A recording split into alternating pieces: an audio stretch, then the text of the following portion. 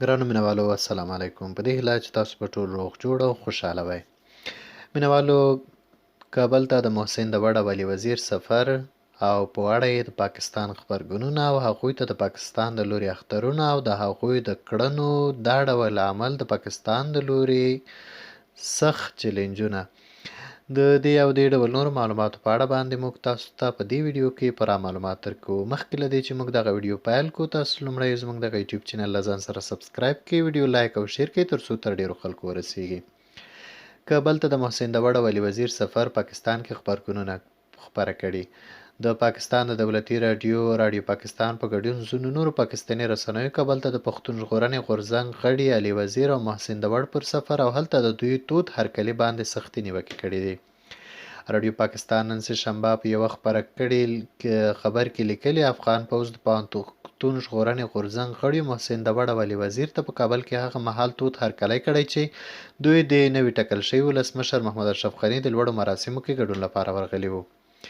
راډیو پاکستان په دې خبر کې زیاتوي دواړه د پاکستان د ضد هغو قوتونو ملاتړ کوي چې غواړي پاکستان بې ثباته کړي او د افغانستان له لارې د هند اجنډا پر مخ وړي.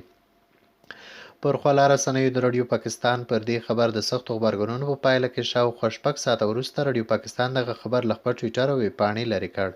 په پاکستان کې د بې پولي خبریالانو د ټولنې مشر او خبریال اقبال خټک د راډیو پاکستان او نورو پاکستاني رسنیو دغه ډول خبرونه پر پاکندو باله چې د ده په خبره د خبریالۍ له اصولو سرغړونه ده.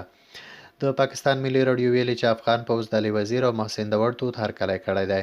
تر دې وړاندې د پاکستان یو بل خصوصي تلویزیون IRY چې یو همداسې خبر خپور کړی و، پکې د پاکستان د ملي اسمبلۍ پر غړیو هغه عالي وزیر او داوړ باندې ورته تورونه پورې کړي وو.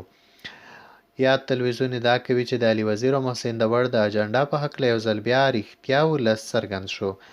دې تلویزیون په خپل ریپورټ کې وړاندې ویلي چې د افغانستان د ملي امنیت لخوا د دواړو عالي وزیر او محسن داوړ دواړو ته چورلکه ورکړل شوې وه. عمران خان محسن داوړ او عالي وزیر ته کابل ته د سفر اجازه ورکړه.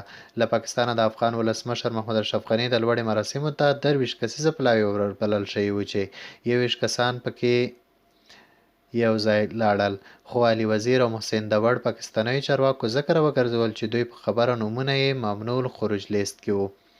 په هماغه شپه ناوخته بیا د پاکستان لومړي وزیر عمران خان د کورنیو چارو وزارت ته امر وکړ چې ښاغلي وزیر او دواړو ته د تګ اجازه ورکړی شي چې د افغان ولسمشر د لوړو مراسمو کې ګډون وکړي.